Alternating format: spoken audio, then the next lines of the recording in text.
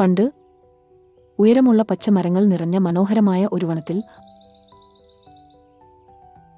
ഒരു മിടുക്കനായ കുറുക്കൻ ഒരു മാന്ത്രിക ഉദ്യാനം കണ്ടു.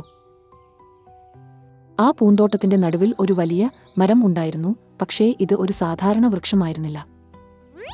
അതൊരു നിധി വൃക്ഷമായിരുന്നു.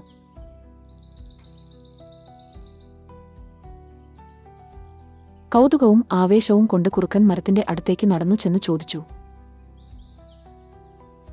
"ഓ നിധി വൃക്ഷമേ, ദയവായി എനിക്ക് ഒരു ചെറിയ നിധി തരുമോ?"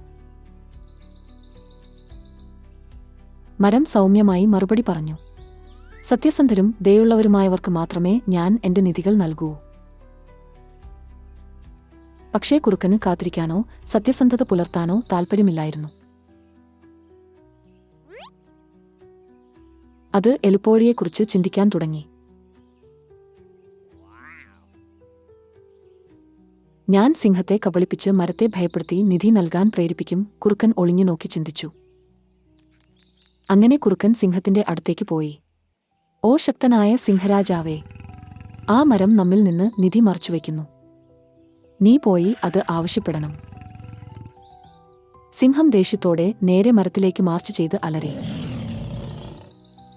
"ഹേയ് മരം, എന്റെ കാട്ടിൽ നിധി ഒളിപ്പിച്ചു വെക്കാൻ നിനക്ക് എത്ര ധൈര്യമുണ്ട്?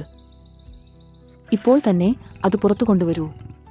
പക്ഷേ മരം ശാന്തമായി മറുപടി പറഞ്ഞു, "അല്ലയോ സിംഹമേ, നിധി ബലപ്രയോഗത്തിലൂടെ ലഭിക്കുന്നതല്ല, അത് ബുദ്ധിമാനും സത്യസന്ധനുമായവർക്ക് മാത്രമേ ലഭിക്കൂ." സിംഹത്തിന് നാണക്കേട് തോന്നി. അത് തല താഴ്ത്തി പതുക്കെ നടന്നു. കുറുക്കൻ മരത്തിലേക്ക് തിരിച്ചുവന്നു. പക്ഷേ ഇത്തവണ എന്തോ മാറിയിരിക്കുന്നു. കുറുക്കൻ സൗമ്യമായി പറഞ്ഞു, "ഇനി മുതൽ ഞാൻ ക്ഷമയും സത്യസന്ധതയും പുലർത്തും. ദയവായി എനിക്ക് ഒരു അവസരം തരൂ." കുറുക്കൻ ശരിക്കും മാറിയതായി മരത്തിന് തോന്നി. അത് ഒരു ചെറിയ മരപ്പെട്ടി തുറന്ന് കുറുക്കൻ കൊടുത്തു. പെട്ടിക്കുള്ളിൽ ഒരു സ്വർണ്ണ കാശും ഒരു ചെറിയ കുറിപ്പും ഉണ്ടായിരുന്നു. അതിൽ ഇങ്ങനെ എഴുതിയിരുന്നു,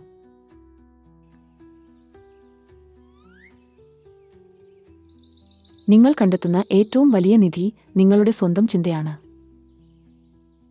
കുറുക്കന് അതിന്റെ തെറ്റ് മനസ്സിലായി. സത്യസന്ധമായ ജീവിതം നയിക്കാൻ തുടങ്ങി.